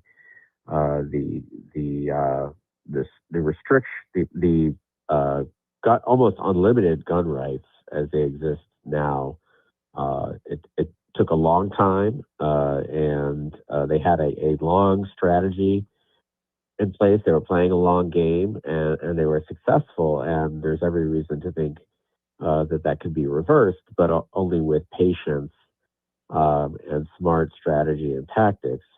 And so that's what I would tell the advocates for gun control, is that this can happen, but don't be discouraged by one legislative session or one election cycle. Well, let's talk about specifically what DFLers and Governor Walz are proposing at the legislature, because one area that kind of had me interested has to do with the idea of putting a tax on guns and ammo, among other ideas. Let's talk about at least that idea and some of the other proposals that DFLers are making at the legislature here on gun safety. Yeah, the tax, I agree. I think that's a great idea. Anytime you want less of something, it's a good idea to tax it. That has two strikes against it, though. Yeah. For any Republican votes, because they're against taxes in addition to gun control measures. So that's going to be a tough one. But I think it's important you have to get these ideas out there. You got to get them in discussion. You got to get you have to have some discussion inside the building, inside the Capitol, as well as you have to prime your outside interest groups, get momentum with them as well. So again, it's a long process. I don't see this passing, but it is certainly the right idea that we would, if you want to participate and be a gun owner, then you should have to pay the cost, the societal cost of widespread gun ownership. In the same way that we expect drivers to pay the cost of roads and polluters to pay the cost of cleaning up the environment, I think the same is true. If you want to participate in this hobby, and let's be honest, that's what it is, then you should have to help pay for the safety of it, and so we can use that money to enforce gun laws, restrict shadow buying, and that kind of thing. So that's certainly an excellent proposal, I think, but I don't see it going anywhere. The governor's also proposed the assault weapons ban, which he did last fall, ban on high capacity magazines, safe storage is another one, the mandatory reporting of lost or stolen firearms, and then some school safety measures as well. Well, and as you mentioned, unlikely that any of these DFL proposals are going to go through, simply because the anti-gun safety caucus on the GOP side is so strong and united on really not passing these types of measures. And as you said, there could even be some outstate DFLers who would be uncomfortable with those measures. But let's take a look at the Republican side, because they do have their own ideas as well, including guaranteeing a school resource officer at every school in the state. They also support an increase in funding for mental health treatment beds and increased penalties for repeat gun violations, among others. I mean, on the surface, some of these sound like they could possibly be helpful, maybe in an indirect way. But even when we talk about the idea of increasing funding for mental health treatment, I'm always a little skeptical when it comes to Republicans increasing funding for something, saying, well, where are the strings attached? But I guess what I'm trying to ask, among all of these proposals for the Republicans, are DFLers receptive to any of what Republicans are proposing, or are they largely thinking that these are really not effective or don't go far enough in terms of dealing with gun violence here in our state? Well, again, last fall, when there was some alleged negotiation discussion around these issues after the Annunciation shooting, they did not agree to meet in a special session. I mean, if there really were dollars behind, let's say, extra mental health spending, although it's important to note here that mental health and violence or gun violence are not correlated. So certainly we've seen in some of the high profile incidents, the shooter seems to have been deeply disturbed and perhaps had untreated mental illness. But the average person who's suffers from some mental illness is not a threat to go out and shoot everyone. And it would be great if we didn't give people almost universal instant access to dangerous weapons. I think that would be a more important step. But the Democrats, they were not willing to go along with Republican proposals without getting anything in return, and nor should they. And so I think it's probably a non-starter. I also feel like putting a school resource officer, which is essentially a police officer in every school, is very expensive. And I think education advocates will rightly view that as money that could have gone to a teacher. Instead, we're spending on a police officer. And the entire their entire approach here is we need to make schools essentially hardened targets, but that's in response to this widespread availability of guns. And if we were like other civilized, rich democracies, we wouldn't have this gun problem. We wouldn't have to have security everywhere. Whether it be the mall or the schools, under this kind of crazy idea that if everybody has guns, we'll be safer. When obviously that's been shown not to be true. Well, make sure you follow along with what's happening at the Capitol on possible gun bills, again, over at MinnesotaReformer.com. Again, MinnesotaReformer.com. And briefly, I want to switch gears and talk about another article that you guys wrote today that has to do with, fraud here in Minnesota. Because for decades, Minnesota has been warned that its social service programs were wide open to fraud, but those warnings were repeatedly ignored. That's a new report from the State Director of Program Integrity, Tim O'Malley, which traces those vulnerabilities all the way back to the 1970s, according to what he reported. In fact, one of the parts that at least jumped out to me was the idea that within state agencies, they prioritized compassion over compliance, specifically a 70-30 split, where you should be spending 70% of your energy or resources on compassion while 30% on compliance. So let's talk a little bit about that mentality, because that does sound like it's been very deeply entrenched within the services and probably will be reformed, I imagine, within the coming years or so. But yeah, something that's that entrenched is going to be very hard to undo. And I'm wondering also what kind of impact this report might have on legislators as well. Yeah, I think this is a report that the legislature can use as something of a blueprint. O'Malley has a background with the FBI and the Bureau of Criminal Apprehension, which he led under Republican Governor Tim Pawlenty. And you mentioned that the compassion over compliance. I think that people who go work in a place like the Department of Human Services, it's not their orientation to go look for fraudsters. And I totally get that. They got into the field to try to help people who need it. And so we're kind of asking quite a bit of them to become essentially kind of like almost cops on the beat to a certain extent, especially the way these programs were designed. And as you said, the report talks about these vulnerabilities that have been recognized for so long. And just what happened was, it was just waiting to be exploited. And then you get a network of people who maybe all communicate the vulnerabilities in the system, and then they just went wild with it in the last 10 years or so. And so here we are.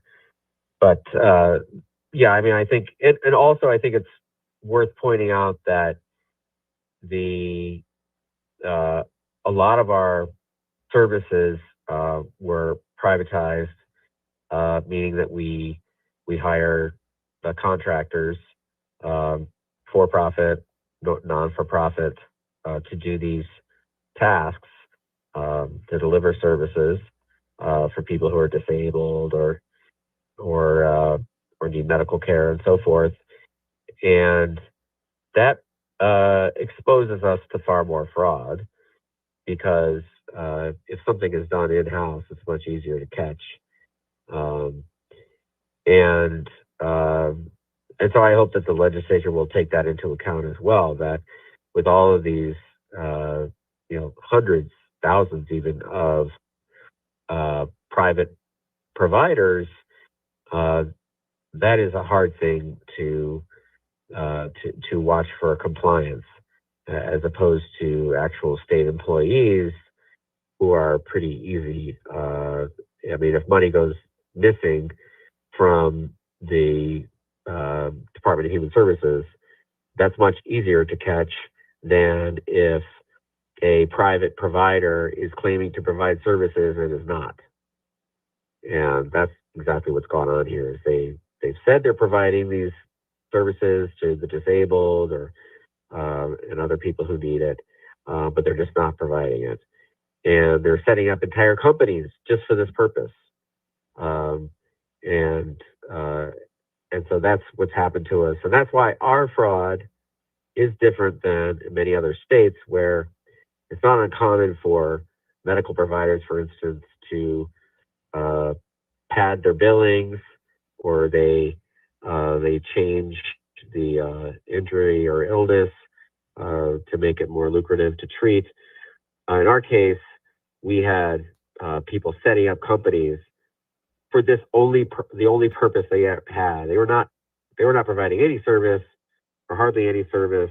The only reason they set up the company was to defraud the government. And so that's kind of how our Medicaid fraud has been so different these last 10 years. Yeah, glad you brought up that distinction as well to provide a little more context. Well, you can read more about Alyssa's reporting on that report that was just released over at MinnesotaReformer.com, titled Groundwork for Fraud in Minnesota Human Services Goes Back 50 Years, again, over at MinnesotaReformer.com.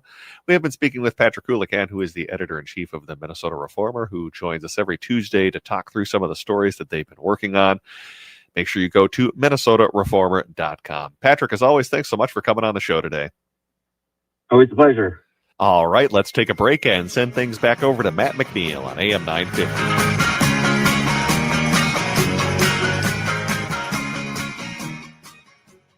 Are you tired of hearing how white European men discovered everything? Then 10,000 Things Theater's production of Men on Boats by Jacqueline Backhouse is for you. It features a cast of the people the first expedition to the Grand Canyon in 1869 left out, running February 19th through March 15th at 4 different locations, starting with Open Book in Minneapolis. Contact 10,000things.org. That's 10,000things.org. Step into Forts, a fort-building wonderland at Children's Theater Company through April 5th. Theatrical elements, evolving light and soundscapes, and towers of cardboard boxes set the scene for creative play. Build the tallest fort, the longest fort, or tons of cozy little forts. Design a castle or a neighborhood. Your imagination leads the way as you play freely and create shared stories together in real life. Forts at CTC through April 5th. Spring break weekdays available. Tickets at childrenstheater.org. Would you let animals pick your insurance? Do you really need to experience mayhem to get the best rates? Or how about a celebrity quarterback or fake university saving you money? There's a lot of marketing stunts when it comes to insurance, but what you really need is someone looking out for you. Call Array Insurance, and they will work hard to find you the best insurance coverage and rates. So avoid gimmicks and call Cheryl at Array, 763-504-3067, or arrayinsurance.com. Array Insurance, working hard for you. At Schroman Law, we provide more than just legal documents. We walk alongside our clients to ensure their wishes and legacies are being honored with every choice. And we do this while recognizing that this process can be emotional and weighty. Our team includes attorneys, as well as a grief coach and a published writer ready to assist with legacy letters and extra wishes to go alongside your healthcare directive. Contact us today to learn more at schromenlaw.com. That's SCHROMEN law.com. Hearts and beliefs collide in the poignant comedy, The Cake, playing at Theater in the Round. Della is a talented Southern baker whose life changes when she's asked to create a wedding cake for her late best friend's daughter, who's marrying a woman. The production offers a tender and funny look at the complex intersection of faith and family. The Cake runs February 20th through March 15th at Theater in the Round. Tickets and more information at theaterintheround.org. With a look at your AM 950 weather, I'm Patrick Lilia. Tonight, partly cloudy with a low of 10, then Wednesday, sunshine with a high of 21. The Great Wall has been your home for Chinese favorites since 1981. Don't miss the sesame chicken, mushu pork with Chinese pancakes, or Peking duck. Stop in at the restaurant on France Avenue and 45th Street along the Minneapolis-Edina City line, or check them out at greatwallrestaurant.us.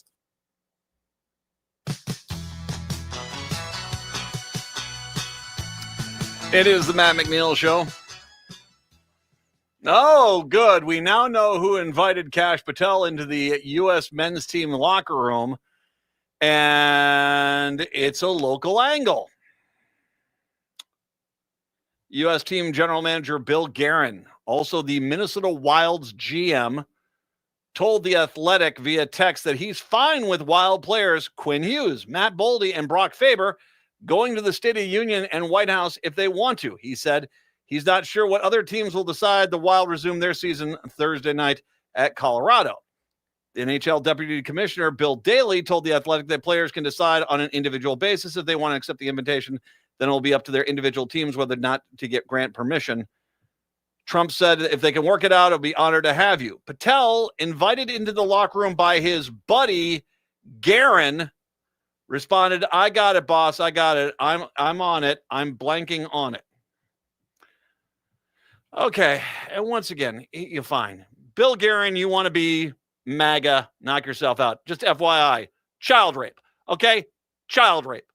Child sex trafficking. Child rape. Bill Guerin, you want to snuggle up to that? Knock yourself out. That's seriously. If you want to snuggle up to that, that's your prerogative. You can think everyone in the world's lying. All those women are lying. And be on brand for a hockey player right now, a men's hockey player. But do me a favor. You guys need some new expanded luxury suites, or you need a new arena? Shut the F up. You don't need it for me. I'm a taxpayer. You want to be the Republican Party, Minnesota Wild? That's fine. Knock yourself out. When you need a new stadium, call your buddy Kash Patel. Hey, Cash is his first name. You can go get him to build you a stadium or expand your luxury seats. Knock yourself out. You want taxpayer dollars? Well, then go get your freaking taxpayer dollars, not from us, but from the Republicans. I don't care if you want to support somebody in private. That's your right. But you're very public with your Minnesota Wild stuff. And you stupid fools should have learned that from the damn Minnesota Vikings, who basically had to sell their team because Red McCombs was never going to get a stadium in this town. So, fine. He's your buddy. You love Trump, the man who pretty much, it's pretty clear, raped some children. That's your buddy. That's your pal. You stand by him, huh? Great. But don't look at me for taxpayer dollars. Don't look at me for taxpayer dollars. I can't wait for all when the truth comes out, all these hidden files the DOJ is frantically trying to keep hidden. When all the evidence comes out, oh yeah, definitely he's done all this. Can't wait for guys like this. Well, I didn't know that. I don't know. Why do you guys want to keep bringing that up? I don't know. You guys keep rubbing your MAGA love in our face. That's fine. You're in a very democratic city. You want to be snuggling up to MAGA, that's fine. Just don't ask me for taxpayer dollars for your freaking stadiums. Republicans can fund those for you if you want. And then I don't have any freaking problem. If you do this, go get the money from the Republicans. Go get Trump's making tons of money, jamming money from crypto into his pocket, grifting the world, the biggest cheating of all time. He's got tons of money. Go get your new stadium money from him. And then I could care less if you're like Trump. Knock yourself out. Go. At that point, go get a litany of Republican players or Putin players. Kind of the same thing. Go ahead. Knock yourself out. I could care less. It's just that you clowns want taxpayer dollars. Oh, stadiums get you championships. Do they? Do they? No, you guys want to sit there and act like this is no big deal. I don't know. All I'm going to say is this. You want to be a Republican? That's fine. Then stop asking the metro area for your freaking taxpayer dollars for your stadium. I get tired of you clowns basically like, we need a stadium. We should be able to put our political differences aside. Well, if you can't, I'm not going to. And once again, I'm only going off of your lead. I've criticized stadiums. I don't have any problem with, we can have the debate on the stadiums. You're the guys that basically snuggled up with the Republicans. That's on you. Me seeing you do that is not me bringing it up. That's you guys being dumb enough to basically, in an industry which is desperate for taxpayer dollars for your monuments to sport. That's fine. And I guarantee you, I imagine, to make sure that all the sports media in town get the free bobbleheads and the posters and, the good seats for a game, that all the sports media people will say, I don't know why these guys are complaining about this whole thing. It's no big deal. Well, no, you need taxpayer dollars. You want to be a Republican? Fine, go get your money from the Republicans. I could care less at that point. I probably won't watch your product because you're Republicans, but don't hat and hand it to me when all of a sudden I need 4 more luxury suites so that the wealthy people can see the game that you guys can't afford to get into. All right. Seriously. Bill Guerin was the guy. Bill Guerin was the guy that, wow. All right. 952-946-6205, 952-946-6205. Some things, by the way, if you've not seen Last Week Tonight from last week with John Oliver, where he talks about Twitter, he does that very good thing. I've talked about how the Republican Party of Minnesota was basically responsible for bringing ICE in here, that the ICE agents that killed Renee Good and Alex Preddy. He lays it out fantastic. The only piece missing is he starts with Nick Shirley. He doesn't explain, well, Nick Shirley seems to have been, at the very least, helped greatly by the Minnesota Republican Party. But he might have actually been invited and brought around or helped or paid by the Minnesota Republican Party. And it lays it all out there perfectly. And once again, even John Oliver kind of says, does this guy think that he should be able to barge into any daycare with a camera and film kids? I'm still waiting for the Republican or the Democratic Party to, maybe not the Democratic Party, the prosecutors in Minneapolis, Hennepin County, to sort of say, yeah, maybe we shouldn't have people basically thinking they can kick open the door of a daycare and terrorize kids with a camera when they don't have parental consent or consent from the owner of the daycare to be in there. Still waiting for you guys to file charges there. And same thing with the neo-Nazi guy that was firing paintballs and bear spray at protesters without cause. You guys want to see it keep dropping that ball. And once again, I'm going to bring up, what makes it frustrating to be a Democrat is that, remember I brought up the ambassador stuff at the end of the last hour? Dead serious. Say we took the one incident with the Polish ambassador, the Trump's Polish ambassador. That one incident would cripple a Democratic administration because every Republican would be demanding resignations. Every news outlet in the country would be like, oh my God, I can't believe this is happening. And it doesn't even get any traction. The bipolar way that we deal with crisis in this country is really breaking us. But what is making me more and more frustrated every day is when we have legitimate things we could do as Democrats And then everyone goes, oh, well, if we do that, we're going to look like we're partisan. Well, we'd better not. They're going to run an ad against me that says I'm a Democrat like those Nancy Pelosi San Francisco liberals. You only dream you were a Pelosi San Francisco liberal, let's be honest about it. No, I'm tired of it. You can charge these people. You can stand up. I had Elliot Engen. We talked about this guy who went on and said, I have access to a donor list for the nonprofit Ice Out Minnesota, a donor list which hasn't had to be turned in yet to the federal government, let alone even if it was, it wouldn't be public because it's 501c3. So either he has a donor list, which he may or may not be legitimate, but there's no idea if he's confirmed it, or he was given access, or he's lying. And I don't quite know why is it you Democrats you guys need to realize part of the reason why we're in the position we're at right now is your apathetic crap ass attitude towards these things. The Merrick Garland, you have him dead to rights for trying to overthrow the government. And you let him, I better slow walk this one or else they're going to call me partisan. Freaking idiot.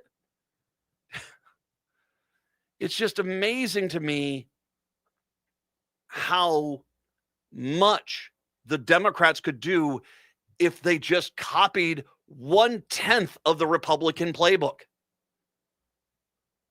But Republicans never have to account for their behavior or activities.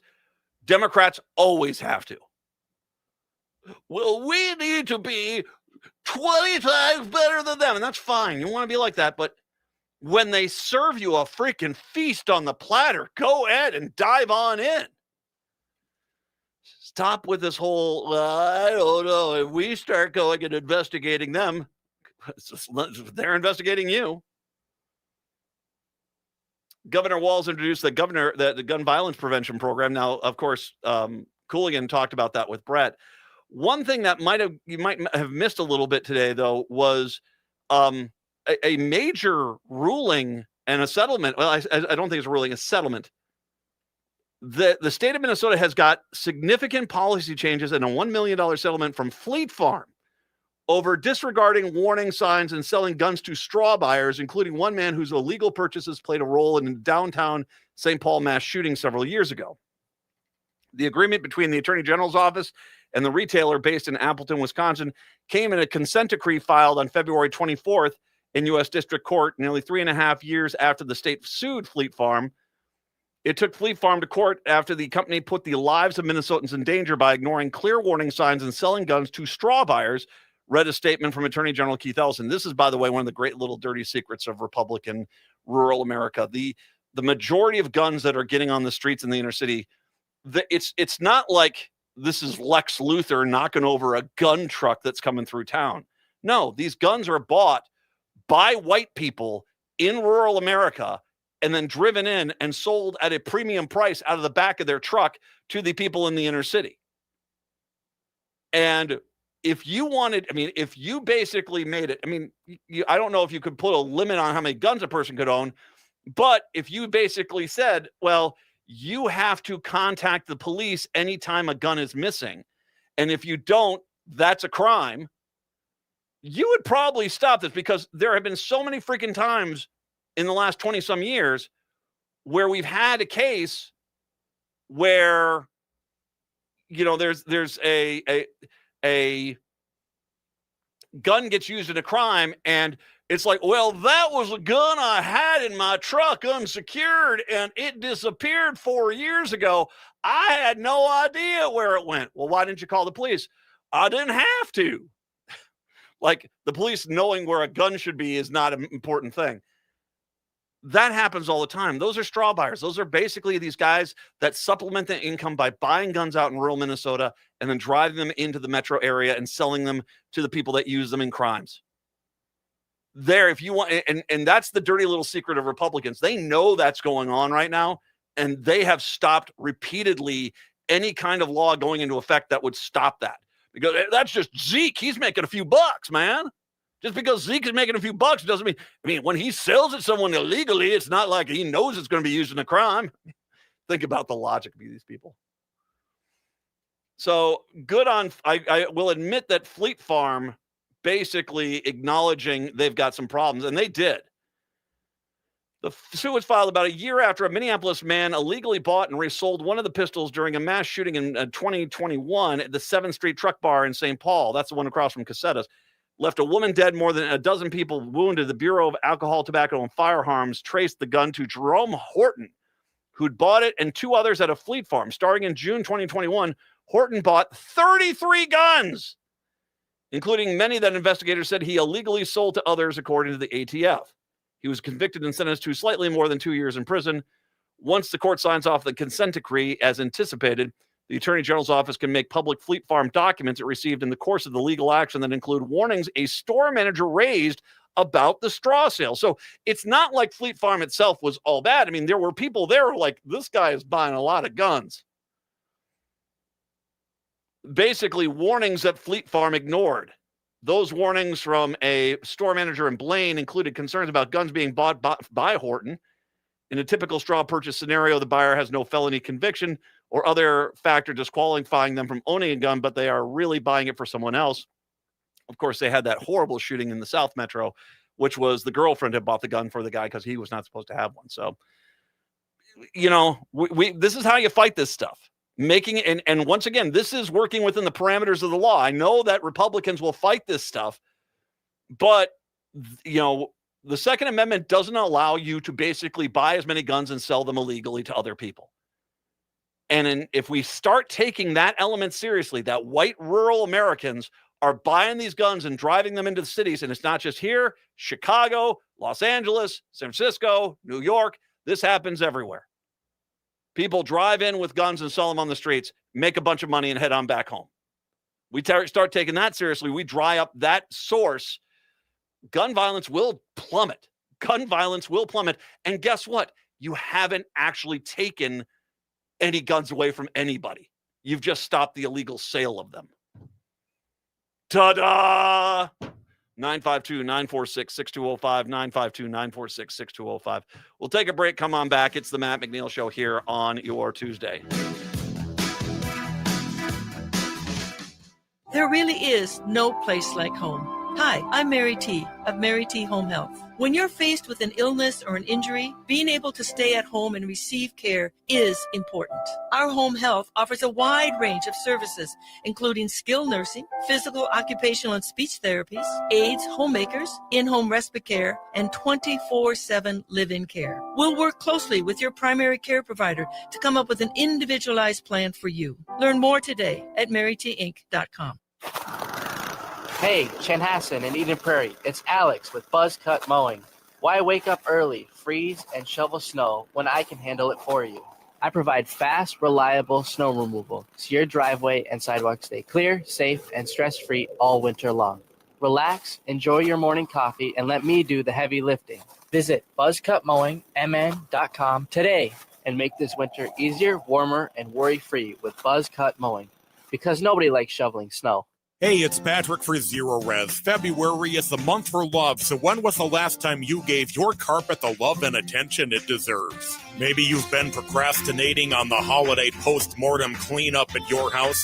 Are you worried if you got down on your hands and knees what you might see or smell? Not only is your carpet one of the biggest investments in your home, but it's also the largest air filter in your home. And what's worse, you're going to be stuck inside breathing this nasty stuff for months. Lucky for you, Zero Res is going to spread the love to you and your home. This month, get 3 rooms of carpet clean starting at just $119 and take $75 off your air duct cleaning. Call my friends at Zero Res right now, 952-ZERO-RES, or go online to ZeroResMinnesota.com and say you want the AM 950 special. A 4.9 rating on Google reviews and over 21,000 satisfied customers can't be wrong.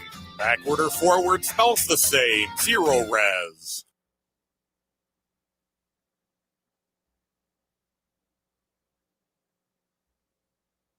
This is Chad, owner of AM 950. I've been telling you about my friends at Snap Construction, who are arguably the most well-reviewed exterior construction company in the metro.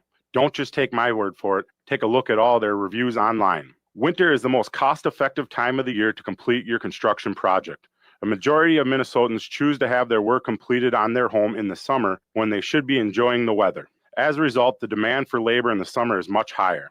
The most cost-effective way to improve or restore your home is in the winter due to the lower demand. Right now, Snap Construction is offering an additional 30% off of labor to the AM 950 listeners on your next construction project between now and the end of February. Call 612-333-SNAP and mention AM 950 for an additional 30% off. As always, Snap Construction stands by their work with a lifetime craftsmanship warranty. Don't wait to get a free estimate by calling 612-333-SNAP or find them online at snapconstruction.com. Financing options available.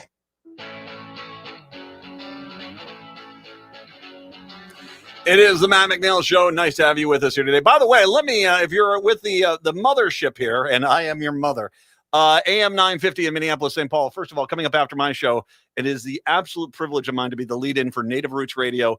Robert Pilot and crew coming on in here. Native American news. You just don't hear about this, and it's here. We actually have a show dedicated to Native American news, and trust us, we'd be a much better country if we listened to the Native Americans. We would.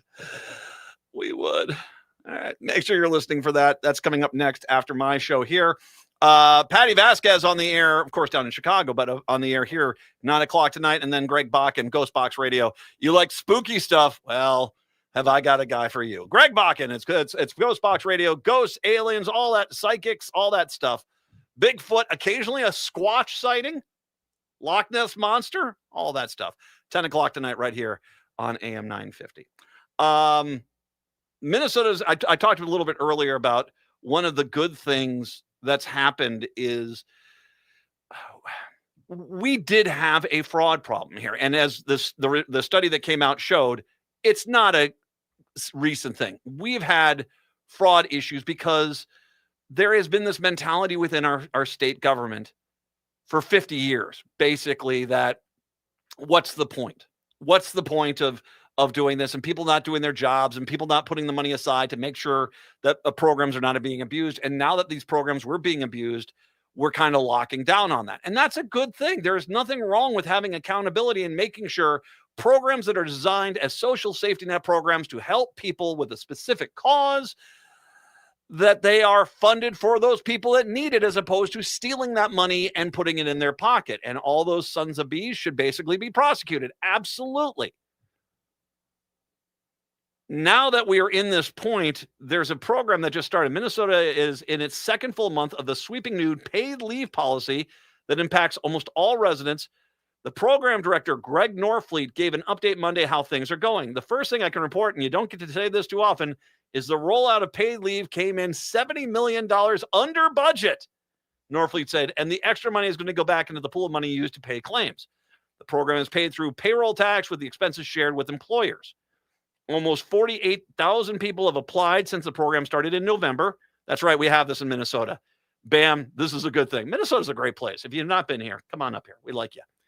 20,000 of those saw their applications denied. So at 48,000, 20,000 were denied. That means 28,000 were not.